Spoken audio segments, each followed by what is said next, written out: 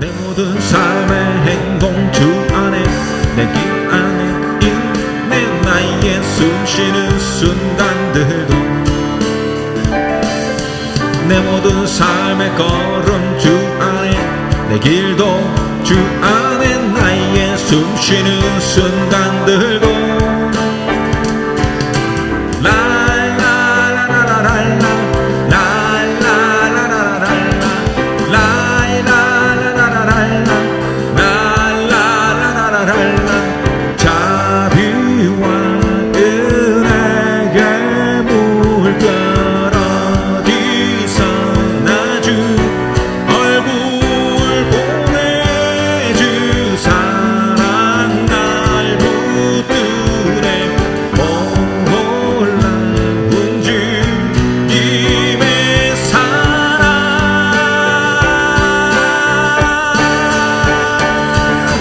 내 모든 삶의 행동 주 안에 주님 안에 있네. 나의 숨쉬는 순간들도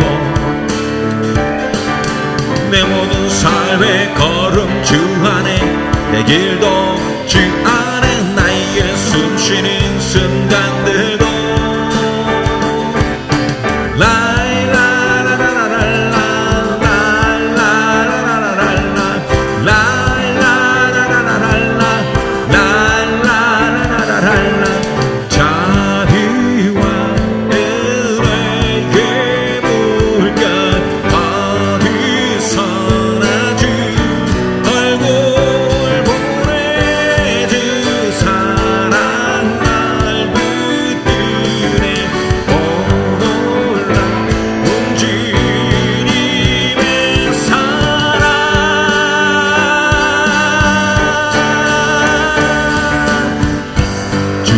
이름 높이며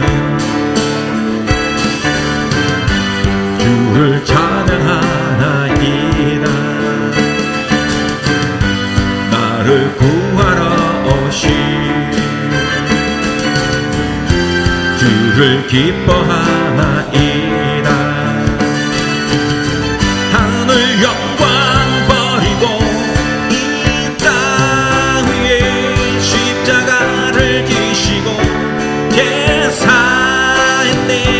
무덤에서 일어나 하늘로 올리셨네. 주의 이름 높이리. 주의 이름 높이며 주를 기뻐하나이다.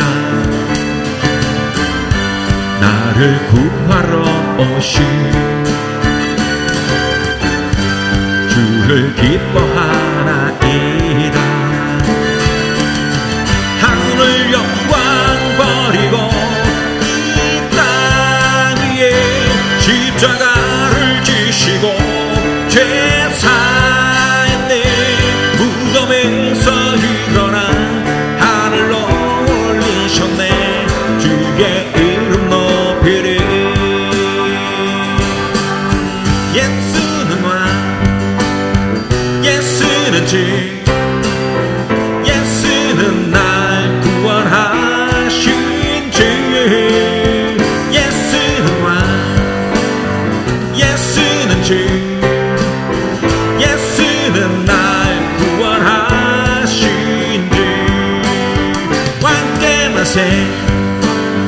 주께 만세 날 구원하신 주님께 만세 왕께 만세 주께 만세 날 구원하신 주님께 만세 예수는 왕 예수는 주 예수는 날 구원하신 주 예수는 왕 예수는 주 예수는 날 구원하신 주 왕께 만세 왕께 만세 주께 만세 날 구원하신 주님께 만세 왕께 만세 주께 만세 날 구원하신 주님께 만세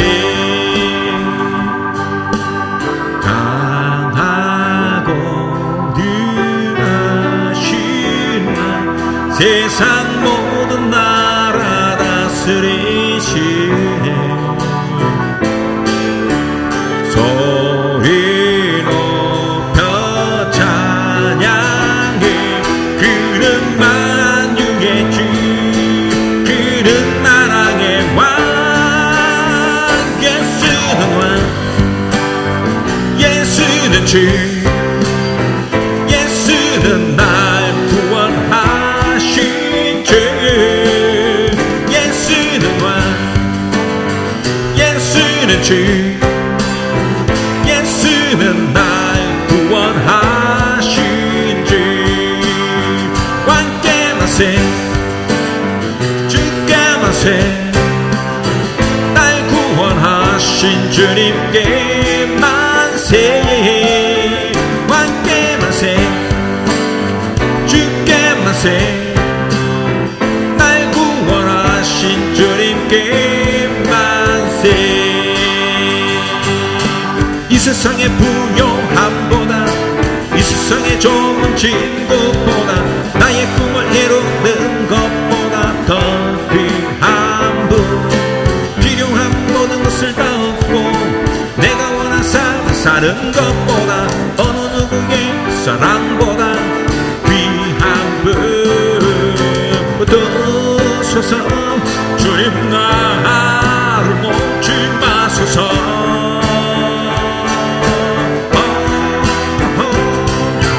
내 영혼 붙드시고 내게 생명 주신 주님 주의 사랑 너무 커 나의 마음 누려주게 주님만 영원히 사랑해 나의 사랑 멈추지 않으리 주님만 영원히 사랑해 나의 사랑 멈추지 않으리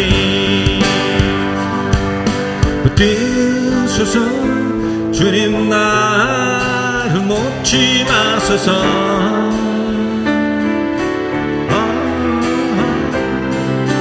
붙드소서 주님 나를 놓지 마소서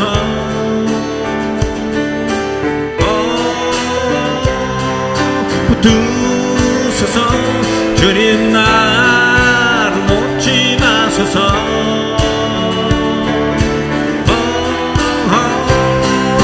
붙드소서 주님 나를 놓지 마소서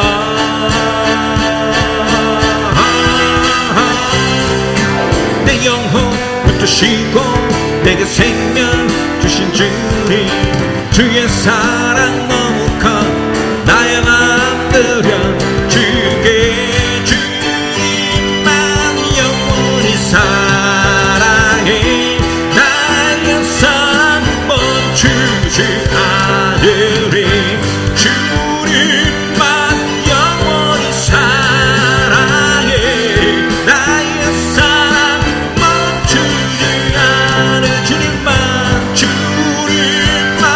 영원히 사랑해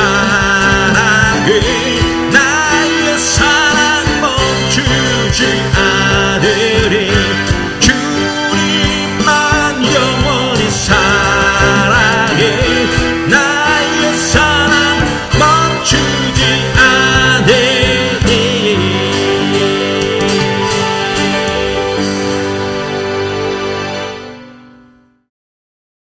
보소서 주님 나의 마음을 선한 것 하나 없습니다. 그러나 내 모든 것 주께 드립니다.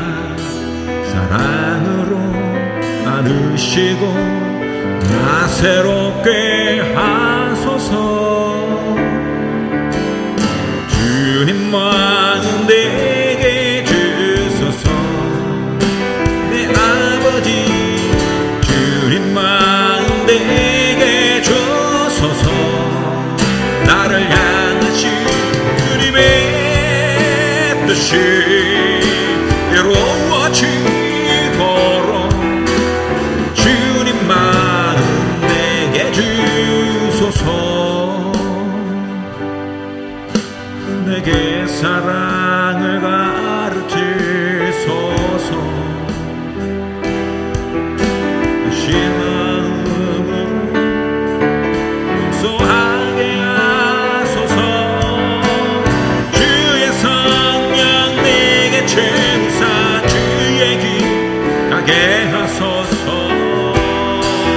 주님 당신 마음 주소서. 성령 내게 채우사 주의 길 가게 하소서.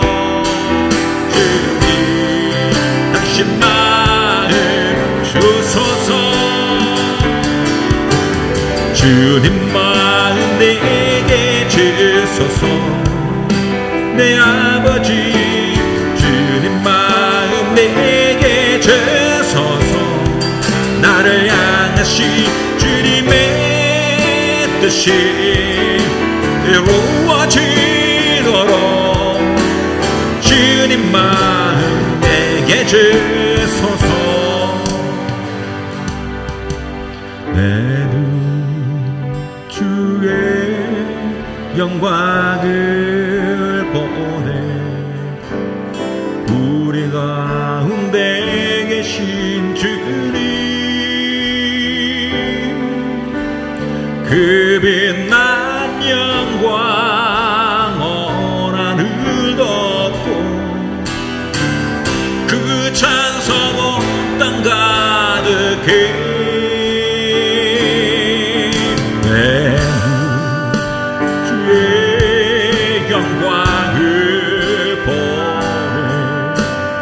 찬송 가운데 서신 주님의 얼굴이 세상 향하리. 권능의 팔을 드셨네. 주의 영광 이곳에 가득히. 우린 선의 주님과 함께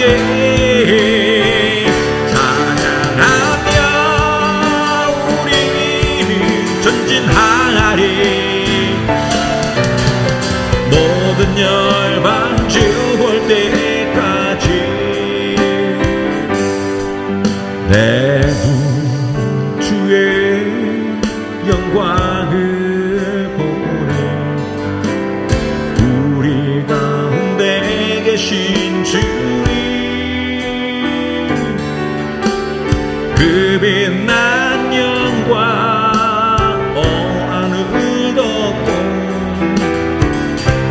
찬송 온 땅 가득해.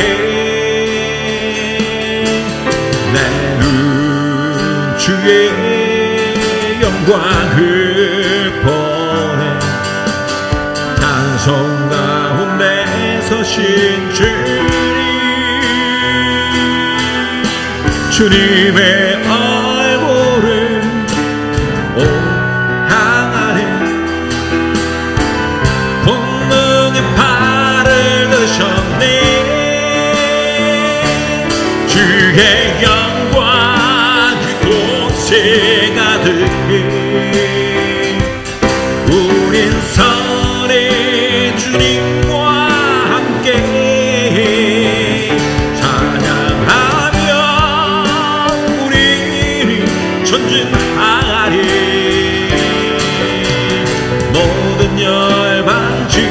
때까지 하늘 아버지 우리 새롭게 하사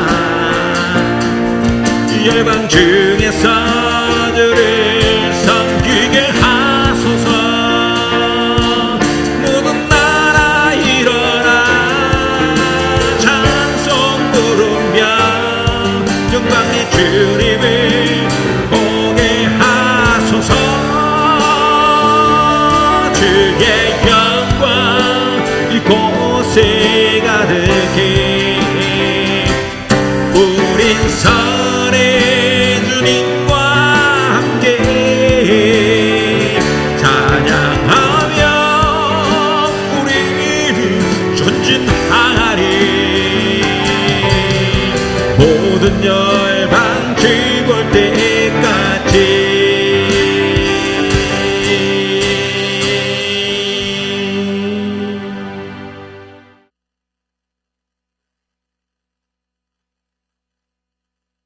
함께 나눌 하나님의 말씀은 열왕기상 17장 1절로 9절까지 말씀입니다.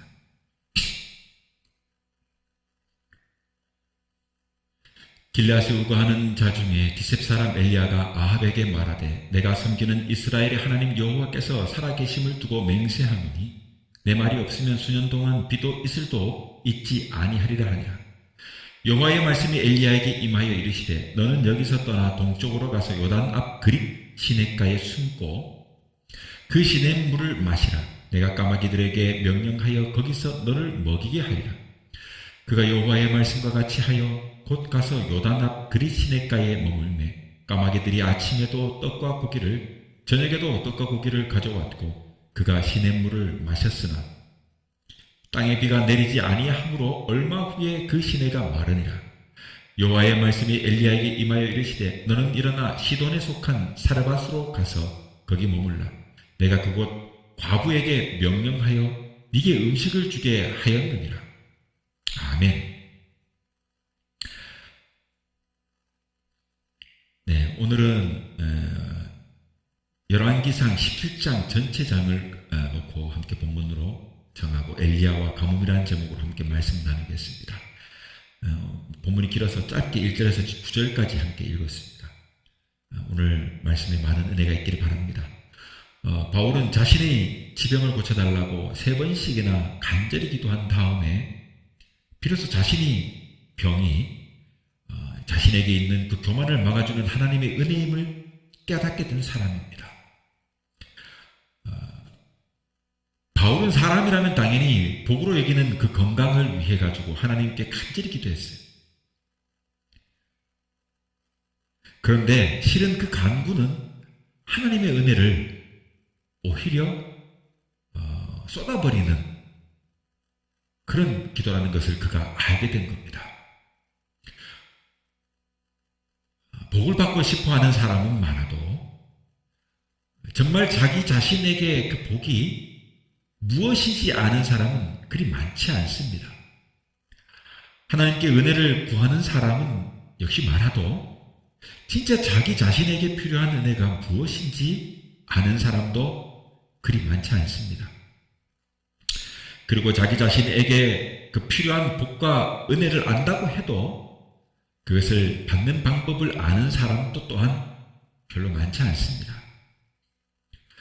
또 받았다고 해도 그 받은 은혜와 복을 제대로 누리는 사람 역시 그리 많지 않습니다. 이러한 의미에서 그 엘리야 선지자와 이 사르밧 과부의 이 이야기는요, 우리에게 좋은 교훈이 돼요. 오늘 본문에서의 이 그 내용을 보면 장기간 가뭄을 겪게 됩니다. 이스라엘에. 그런데 이 가뭄은 하나님께서 이스라엘 백성들이 섬기는 그 바알, 이 바알을 비롯한 여러 우상들을 무력화시키는 도구로서 지금 가뭄을 준 것입니다. 가나안 사람들, 가나안인들은 생각하기를 땅에 내리는 축복은 주로 바알로부터 말미암는다고 생각했습니다. 이 바알은 자연에 제한되어 있으면서도 그 가나안의 풍요, 그 다산제에 있어 중요한 신이었습니다. 그리하여 이스라엘 백성들도 서서히 이 바알을 숭배하는 상태까지 이르게 되는 겁니다. 그러니 하나님께서 풍요의 신인 이 바알이나 혹은 그들이 섬기는 여러 신들을 무력화시키기 위해서 오랫동안 비가 내리지 않게 하는 상황에 이르게 된 것입니다. 이 이스라엘의 열왕이 거의 대부분 우상을 숭배하고 패역한 길로 갔던 것을 우리가 성경을 통해 볼 수 있지 않습니까? 그런데 특히 이 가운데서도 이 아합의 시대는요, 가장 극심한 시기였습니다. 아합은 이 이세벨과 정략 결혼을 통해 가지고 그녀가 두려운 이 바알과 아세라 우상을 숭배했습니다. 가나안 족속들이 섬기던 이 바알과 아세라는요, 사람의 모습을 본뜬 우상이었어요. 이 바알은 그 뜻이 주인이라는 뜻을 가지고 있습니다.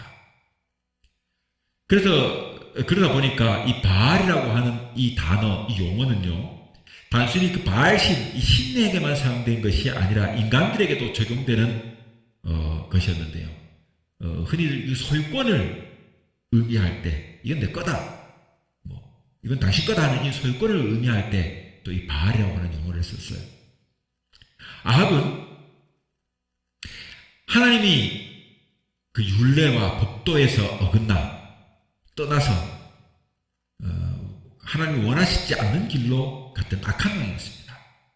그래서 하나님을 떠나서 악한 길을 가는 것을 좋아하는 왕이었습니다.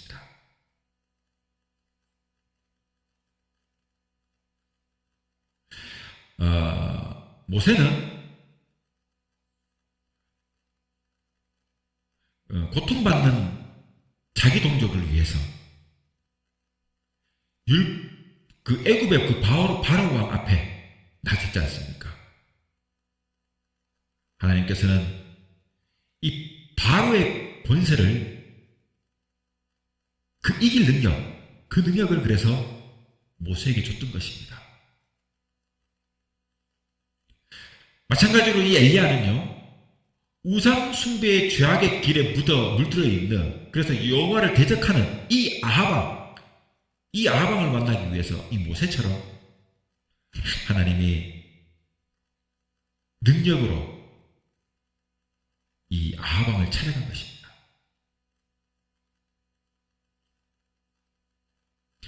이 엘리야는요, 온갖 우상 숭배와 그 악행을 저지르는 그 우상 숭배의 왕초격인 이 아합왕에게 나의 섬기는 이스라엘의 하나님 여호와의 살아계심을 가리켜 맹세하노니 내 말이 없으면 수년 동안 비가 또 이슬이 내리지 아니하리라 라고 시건합니다.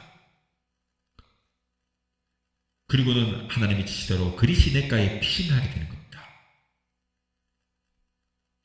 그래서 하나님께서는 그 약속하신 대로 이 엘리야에게 그것에 숨어 있는 동안, 그리시네가에 숨어 있는 동안 까마귀들을 통해 가지고 계속 먹이셨어요.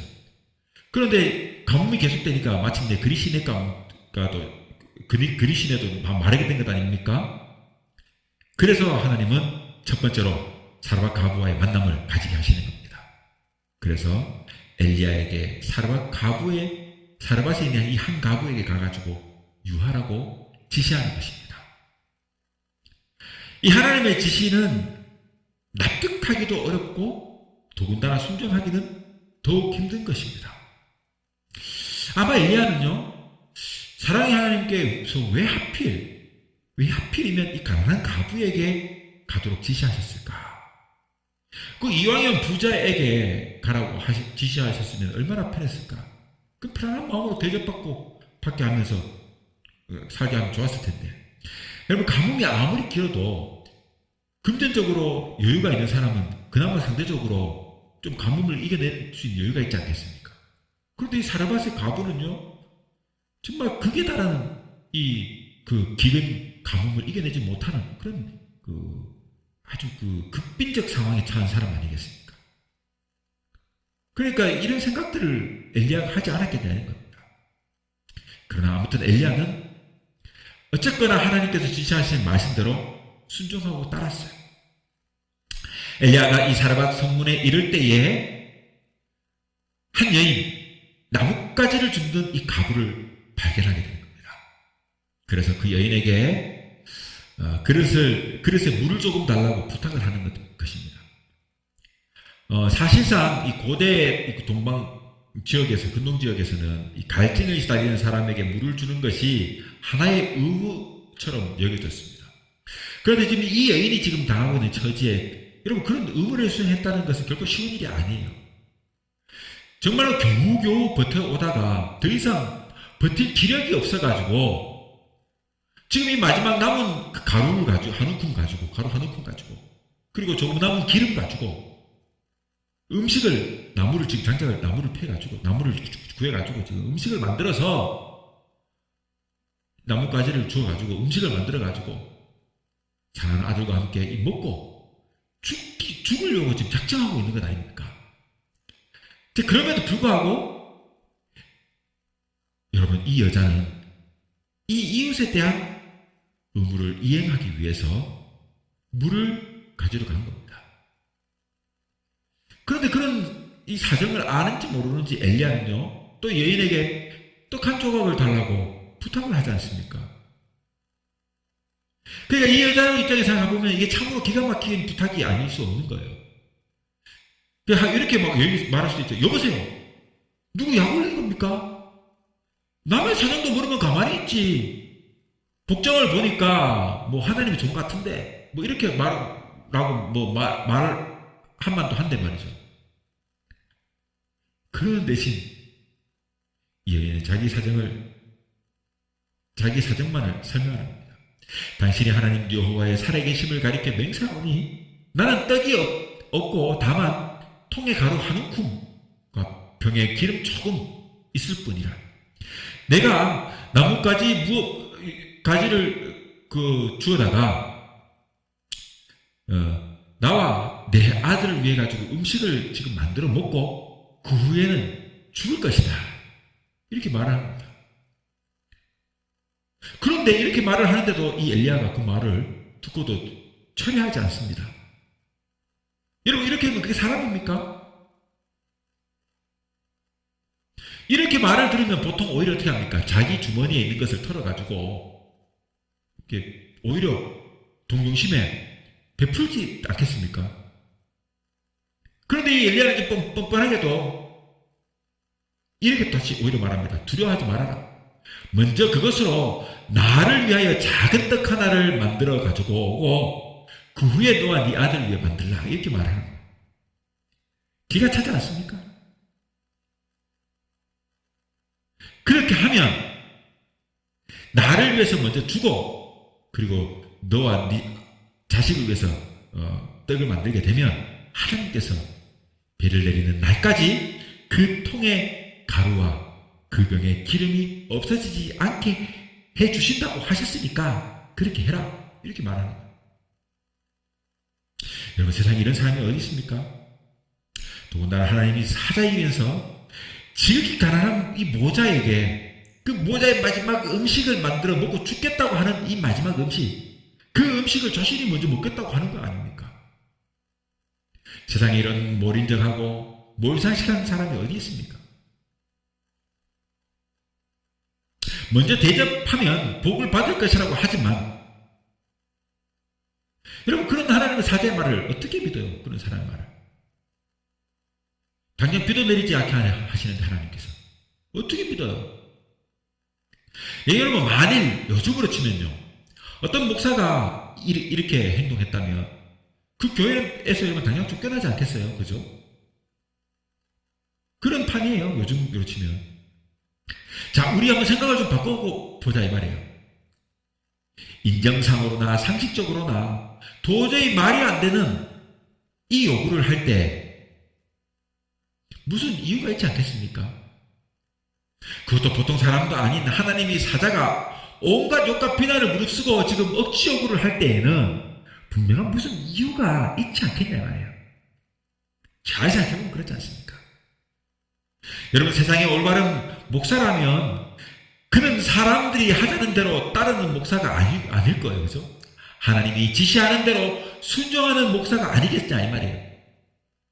좋은 목회자는 인정상, 이치상, 통상적으로 볼 때 아무리 사람의 말이 옳은 것 같다고 하더라도 하나님의 말씀을 더 믿고 따르는 목사가 참 목사가 아니겠습니까? 너무 문제가 있죠. 문제는 뭐예요?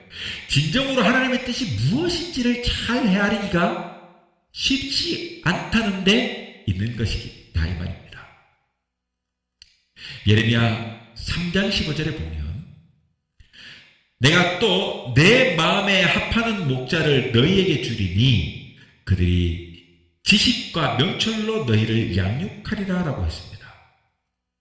아마도 그러듯 이 여인도 바로 그런 고대 사회에 가지고 있던 그 인식들, 또 이런 그 신을 받드는 사람들을 대하는 그 태도, 이런 인식들로 바로 이런 것들을 생각했던 것 같아요. 자, 두 번째로 보자면 포기하는 그 믿음과 순종하는 믿음이죠. 이 여인이 여러분 어떻게 했으면 눈물겨운 결단이 있습니다. 이 눈물겨운 결단합니다. 에라이, 이왕 죽을 건데 한 조각 먹고 죽으나 뭐 두 조각 먹고 죽으나 뭐 마찬가지 아니냐. 뭐 또 안 먹고 죽으면 또 어떠냐. 어차피 죽을 건데 이왕 죽을 바에 인신도 한번 구하게 쓰고 그냥 한번 쓰고 그냥 이렇게 죽는 마당에 하나님의 사자를 대접한번 하고 죽자. 여인은 여러분 하나님의 사자의 이 말을 그대로 믿고 결국 순종하지 않습니까? 그래서 여러분 오늘날 성경이 전파된 수많은 지역에 이 열왕기상을 읽는 모든 독자들이 어떻게 합니까? 이 여인이 역사적인 이 기록을 통해 오늘 후대인들이 우리가 여러분 생각해보면 그렇습니다.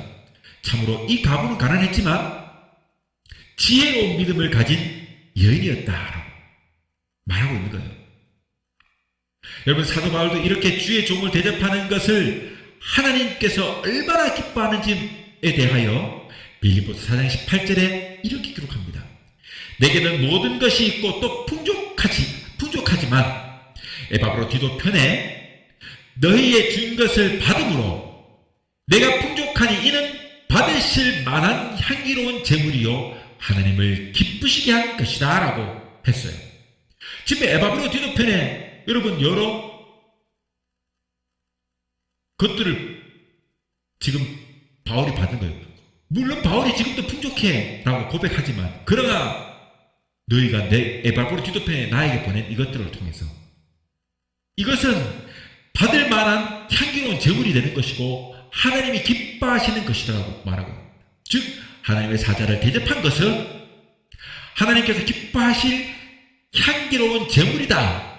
이렇게 지금 바울이 말하고 있는 겁니다. 한마디로 여러분 이 여인도 대단한 의미 있는 선행을 한 것입니다. 그것은 가뭄이 일어가지고 먹을 것도 구하기 힘들던 그 아주 어렵고 힘든 처지에서 엘리야를 대접함으로써 하나님께서 기뻐하시는 향기로운 제물을 바친 것이다 이 말이에요. 천하가 다 하나님의 것인데 하나님 뭐가 부족해가지고 이렇게 하겠습니까? 살아계신 하나님은 그러니 이제 능력으로 이후 엘리야를 통해 가지고 어떤 일을 펼치는 겁니다. 엘리야를 통해 가지고 펼칠 그 위대한 영적 전쟁들 앞에 지금 이 엘리야에게 먼저 여러분 이러한 하나님의 역사와 기적을 이 사람아 가부라고 하는 정말 그 당시 보잘것없는 이 한 여인을 통해 가지고 작지만 큰 체험을 경험하게 하셨던 거예요. 그리고 걱정하지 마라. 네가 이 가뭄 가운데서도 저 가부편을 통해 가지고 너를 돕는 자를 만들고 그리고 너를 굶지 않게 하는 것처럼 앞으로 일어날 어떤 영적 전쟁 속에서도 너는 결코 두려워하지 말라. 내가 너와 함께 할 것이라는 것을 보여주는 예편된 일이다. 예고된 경험이다. 그러므로 이 엘리야를 강하게 만들게 되는 것입니다. 여러분, 하나님이 이렇듯 굶어 죽어가는 엘리야를 살리시기 위해 여기 인생의 마지막을 치닫고 있는 이 사르밧 과부를 사용했던 것입니다. 그녀에게는 지금 마지막 먹어야 하는 양식이었지만 주의 종이 한 말에 순종해가지고 이 양식을 내놓았을 때 결국 기적이 일어난 것입니다. 자신도 굶주리고 자식도 배골마가지고 여러분 지금 기진해가지고 죽음 직전의 삶 속에서 새 삶의 기적이 나타났던 겁니다. 이 사르밧 과부에게 지금 현실적으로 보이는 것은 빈 항아리 속에 한 움큼 남은 가루뿐이었고 한 방울의 기름 전부였습니다. 그녀는 이것으로 빵을 만들어가지고 굶어 죽는 이 상황에서 이렇게 죽나 저렇게 죽나 그냥 죽어버리자. 그렇게 하기 위해서 지금 나뭇가지를 죽고 있었던 것 아닙니까? 지금 이 여인이 기다리고 있었던 것은 절망뿐이었습니다. 그러나 바로 여기에 하나님의 기적의 역사가 기다리고 있었던 것입니다. 하나님 여호와가 비를 지면에 내리시는 그날까지 이제 그 가뭄 속에 그 통의 가루는 다시 여러분 다 하는 가루였지만 그 병이 기름이 다 떨어지는 상황이었지만 그치지 아니하는 기적을 경험하게 하는 것입니다. 한마디로 이러한 기적이 역사가 이루어지기 위해서 이 사르밧 과부의 결단이 필요했던 것입니다. 그리고 그녀가 결단하니까 마침내 기적이 일어난 것입니다. 사르밧 과부에게 이 밀가루는요 그 누구에게도 양보할 수 없는 것 아니겠습니까? 그러나 하나님의 요구하실 때에 그녀가 그것을 포기했어요. 이렇게 포기하는 믿음이 중요한 겁니다. 하나님의 말씀에 순종하기 위해서는 먼저 두려워하지 않는 담대한 믿음이 필요한 거예요. 포기할 것을 포기할 줄 아는 믿음이 필요한 거예요. 그래야 하나님의 말씀에 순종할 수가 있는 겁니다.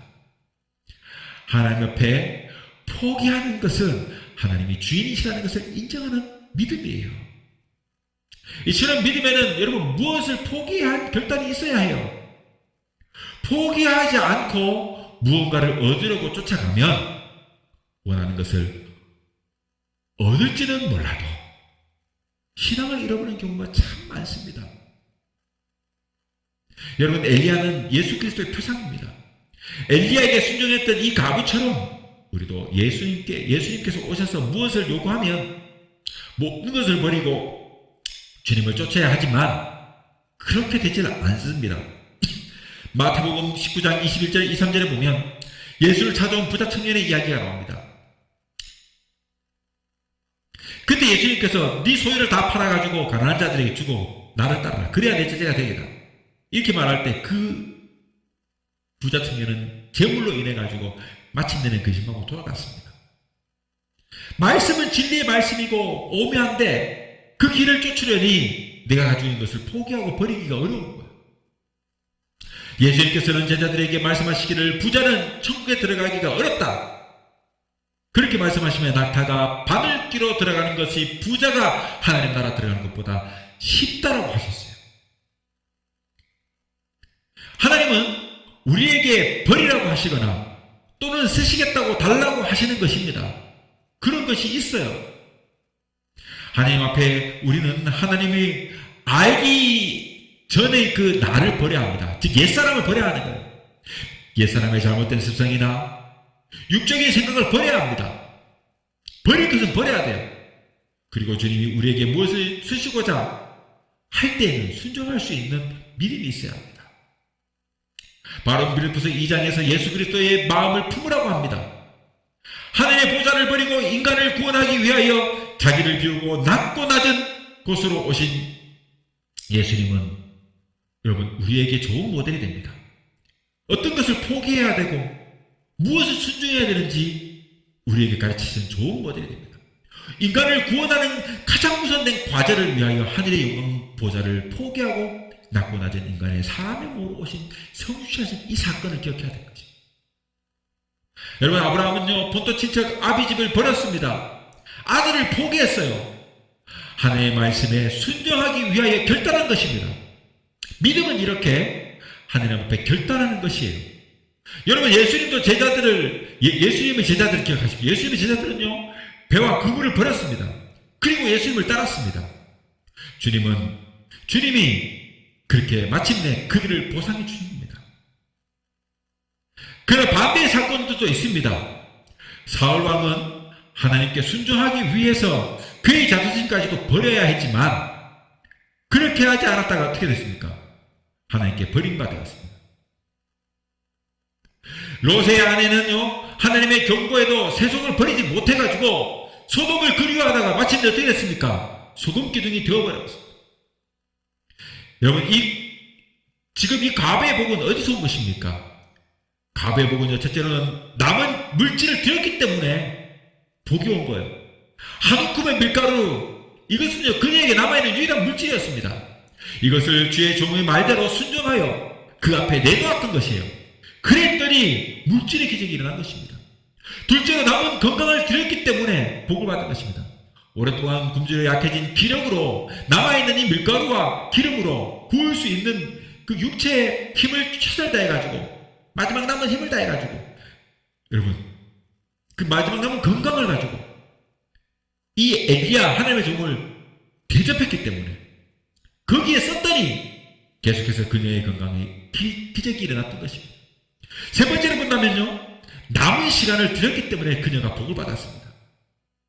여러분, 그녀에게 남은 시간은 얼마 되지 않았습니다. 이제 잠시 후면 죽음이 눈앞에 있어요. 죽기 결심했기 때문에. 그 시간은 여러분 인생에 있어서 매우 짧은 시간이고 중요한 의미 있는 시간입니다. 나와 내 아이의 마지막 생명을 위해서 최선을 다해서 가장 맛난 밥을 지어주셔서 먹이리라. 제가 살면서 가장 맛있게 먹었던 찰밥은요, 돌아가시기 직전 우리 어머니가 해주셨던 마지막 찰밥이었어요. 그것이 그렇게 지금도 그 맛이 기억나요. 잊지 못할 맛이에요. 여러분, 이 여인은요, 지금 최선을 다해서 마지막 자기 힘을 다해 남은 이 음식으로 그 남은 시간을 들여가지고 지금 음식을 만들어서 자기 자신과 아이를 위해서 지금 투자하고 사는 겁니다. 그런데 그 시간을 지금 하나님의 종을 대접하는 데 써버렸습니다. 그런데 그랬더니 생명의 기적이 일어난 것이에요. 여러분, 오늘 나는요, 주님께 드릴 무엇이 있습니까? 나에게는 아무것도 없다는 생각을 하십니까?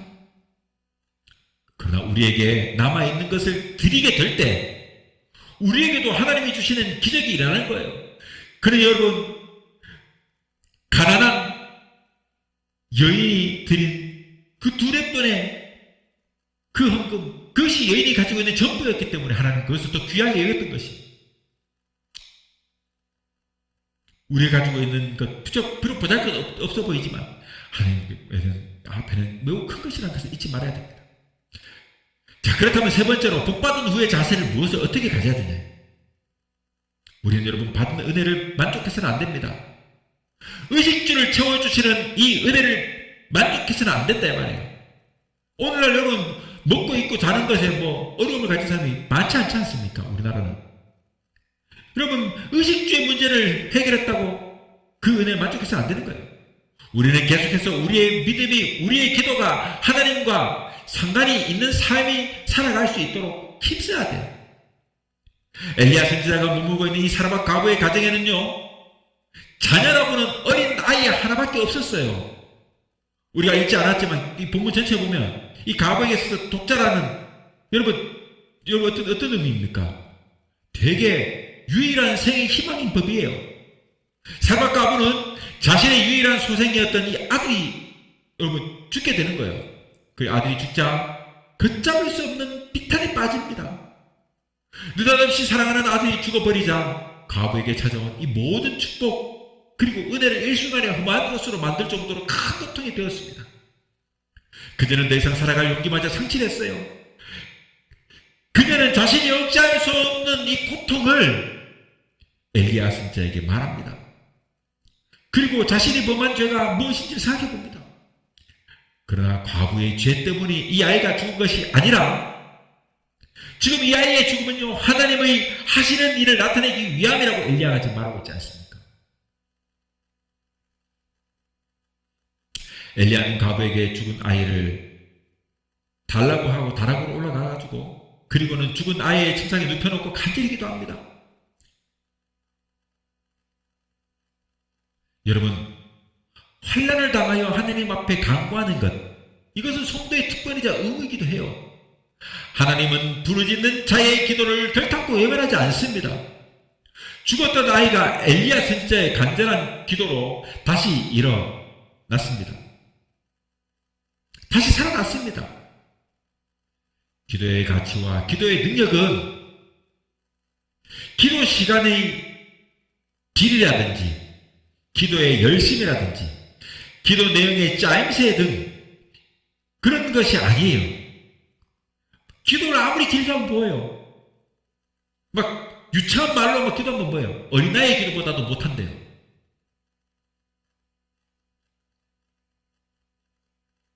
기도는 여러분 그런 것을 평가받는 것이 아니에요. 간절하게 엘리야가 기도했을 때 이 아이가 살아납니다. 죽었던 아이가 엘리야의 기도로 살아난 것을 보게 되니까 이 사람과 가부는요, 그제서야 여호와 하나님이 살아계심을 믿게 되었던 것이에요. 이제 이 여인은요, 보다 확고한 신앙의 경지에 이르게 된 겁니다.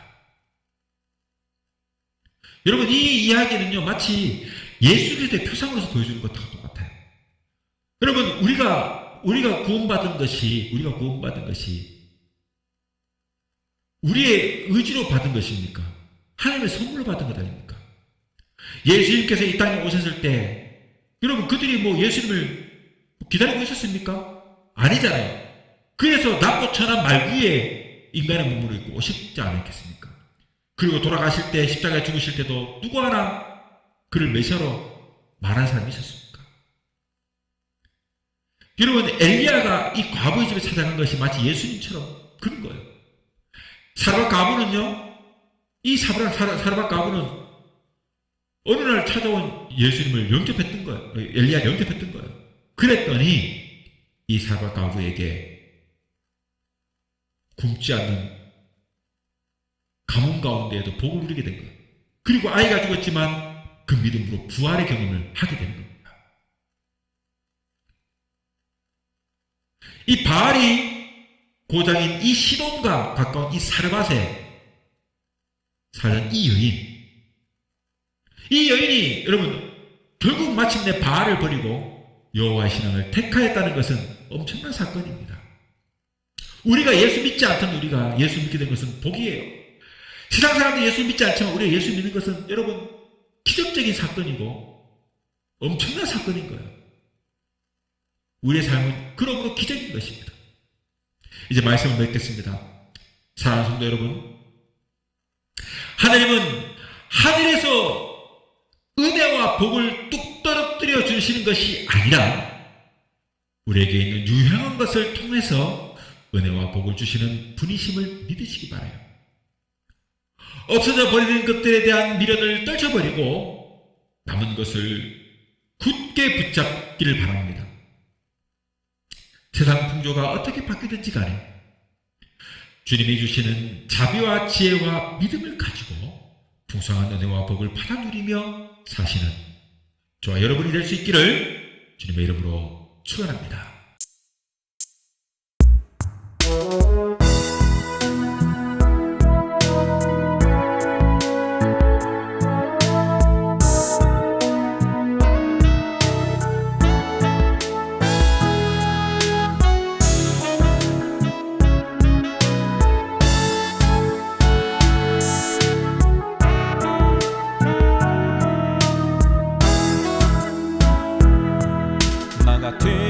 사람을 사랑하시고 말없이 오르시 갈보리 언덕 쉽게 깨지는 질그릇과 같은 날 주님이 구원하셨네.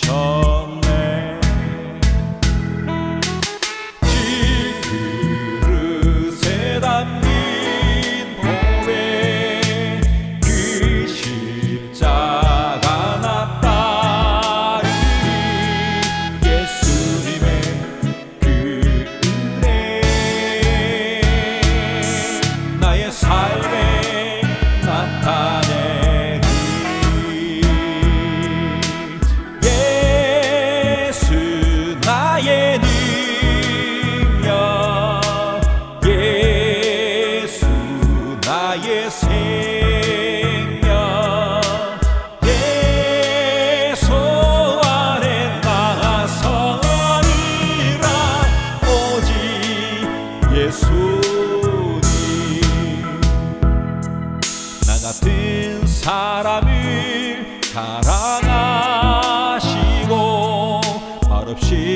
오르신